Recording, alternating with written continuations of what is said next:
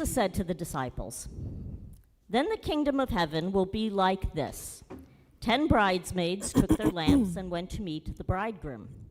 5 of them were foolish, and 5 were wise. When the foolish took their lamps, they took no oil with them, but the wise took flasks of oil with their lamps.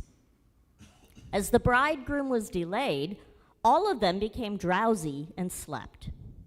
But at midnight there was a shout, 'Look, here is the bridegroom. Come out to meet him.' Then all those bridesmaids got up and trimmed their lamps.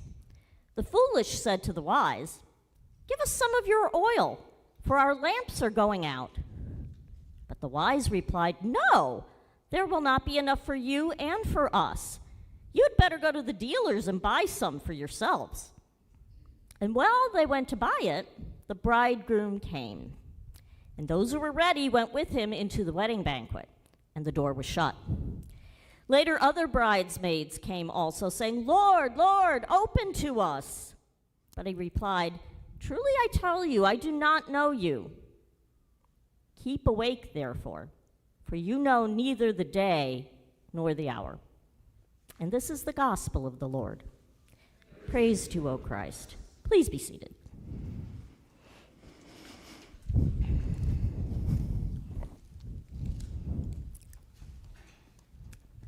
Although I never was a Girl Scout, I've always appreciated the motto of both branches of Scouting: be prepared. I think that's maybe just hardwired into my personality. Now, Bruce will tell you that I am the queen of the worst case scenario. That's the polite way of saying it. Yeah, and I was going to say, I'll get to the not so nice way in a second. Whenever he comes up with an idea, to his dismay, I immediately will recite the litany of what might go wrong with his grand plan. Drives him nuts. Not that I'm a Debbie Downer or am trying to dampen his enthusiasm. It's just that I've always believed that expecting or at least planning for the worst was in fact the best way to be prepared. Can I get an amen? Thank you. I am justified. No, kidding. Now, perhaps 5 of the bridesmaids in our gospel lesson this morning were like me. Perhaps that's why they planned ahead and took oil with them when they went to meet the bridegroom. Now, those other 5 bridesmaids, well, sorry, maybe they were more like Bruce, believing that the grand plan of meeting the bridegroom was the goal and that nothing, including running out of oil, should discourage it. Don't worry, I'm not really insulting you. Now, I will admit that I can see why my worst case scenario thinking is annoying to Bruce. And it's not that he doesn't want to be prepared himself, and I certainly wouldn't call him foolish. It's just that I have this annoying way of flooding him with details when what he's really looking for is more big picture thinking. So let's start with big picture thinking. All 10 of the bridesmaids knew the drill. They all knew they were supposed to take their lamps at an appointed time and go meet the bridegroom and escort him to the wedding. And Jesus says this is what the kingdom of heaven is like. We are all the bridesmaids, and Jesus is the bridegroom. We know because he told us that someday he's going to come back and we will go with him into heaven. So he tells us that we should be ready with our lamps waiting, just like those bridesmaids. And to bring home the point, he adds this command: keep awake, therefore, for you know neither the day nor the hour. Now, this is what I find fascinating about this story. Because if you pay close attention to it, you'll discover that none of the bridesmaids, not the wise ones and certainly not the foolish ones, none of them actually stayed awake and waited for the bridegroom. Jesus tells us as the bridegroom was delayed, all of them became drowsy and slept. Christians have always anticipated Jesus' return. In fact, the early Christians expected it in their own lifetimes. And when more and more of them began to die off, they had to come to terms with the fact that maybe his return was being delayed for some reason, like the bridegroom in Jesus' story. And that is where we are today. Now, in Jesus' time, a bridegroom being delayed wasn't all that uncommon. There were many reasons that might have delayed the bridegroom, including continuing negotiations with the bride's family.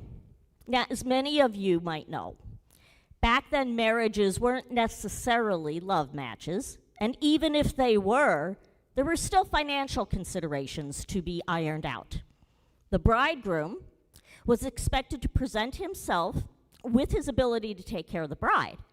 And in her turn, her family were expected to hand over either a sum of money or perhaps land or livestock. Now, if this seems like the bride has become a commodity, well, there is some truth in that. But also consider that this was a way that both families were able to help out the newly married couple. But whatever the reason was, the point is that the bridegroom was delayed. And here's the important point.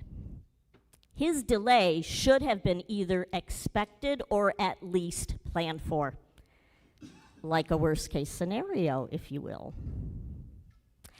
And of course, we know from our story, the wise bridesmaids did just that. They planned ahead. They brought oil with them, not trusting that the bridegroom would show up on time. If he did, all well and good, and they could just bring their oil back home with them after the party. But if not, as my mother often would say, better to have it and not need it than need it and not have it. Which is why I think the wise bridesmaids could allow themselves to take a little snooze along with their foolish sisters. You see, they knew that they would get the alarm and that when they did, they'd be ready. They'd done the prep work and they didn't have to worry.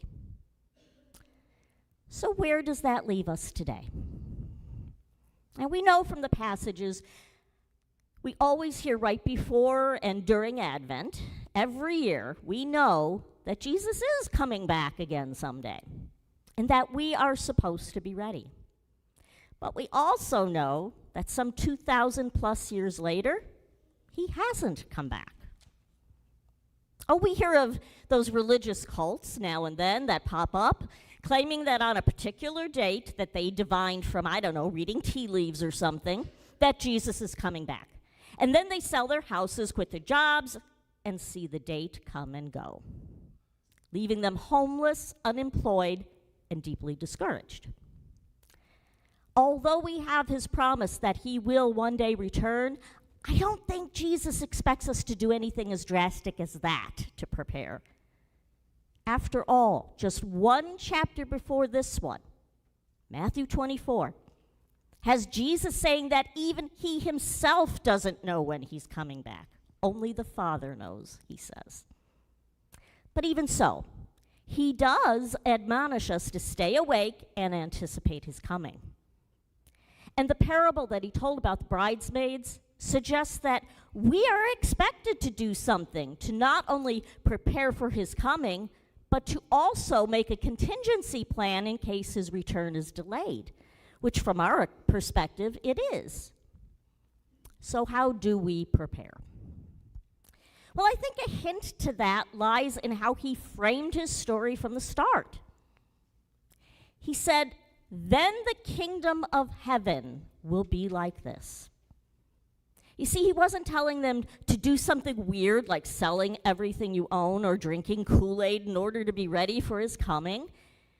Rather, by tying it to the idea of the kingdom of heaven, I think what we're called to be doing in this interim time is precisely the work of the kingdom that we've all already been called to.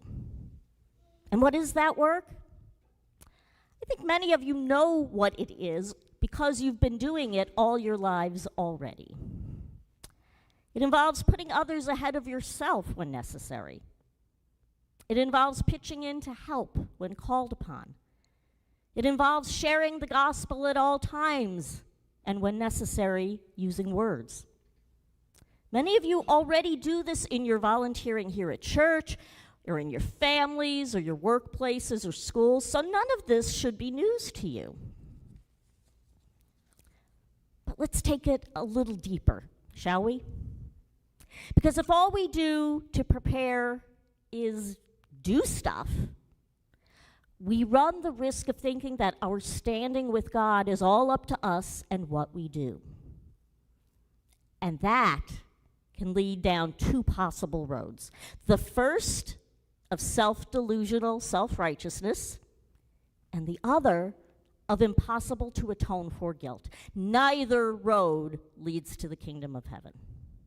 So again, let's look at the story he told. All 10 bridesmaids were expected to bring their lamps and be ready. That's the doing part. But then all 10 of them fell asleep. And the wise ones aren't criticized for their slumber, even though Jesus advises us to stay awake. So why do they get a pass? Because of their attitude of anticipation. They did more than do the right things, folks. They also thought about it a lot. So much so that it caused them to bring their oil with them. In other words, they knew the bridegroom and his ways so well that they knew he might be delayed, and so they were ready. How do we get to know our own bridegroom that well, so we will truly be prepared whenever he returns? Well, in our case, it's as simple as spending time with him in prayer, studying his word, and regularly gathering with other bridesmaids here to support each other. And maybe, if we might depart from the story, to maybe even offering a little of our own oil when their lamps flicker out. See, that's the kind of attitude of anticipation that sees us through the tough times in which we live. Jesus may return in our lifetimes. Who knows? But you know what? He will return for each and every one of us individually when we die. And that's worth preparing for in the same way that preparing for his second coming is. It's about how you live your life, the things you do, but also the motivation for why you do them. Are we living as if he could come back before the end of this worship service? That's a question that each of us must answer for ourselves. He could, quite possibly, appear in clouds of glory before we sing the final hymn. But he could also appear for me. Who knows? The minute I leave this pulpit and take my final breath, if that's what he wants and comes and gets me. You see, none of us knows. And you know that. And that's not the point. The point isn't to know when he's coming, because even he doesn't know. The point is instead to live as if each moment might be your last, whether it's because of your death or because he's returning for all of us. The point is living in and for the kingdom, loving as he calls us to love, savoring each moment he gives us here, but always with an eye for what's coming in the future. It's about somehow staying awake even when his delay demands that we slumber. It's about being prepared so that whenever the time comes,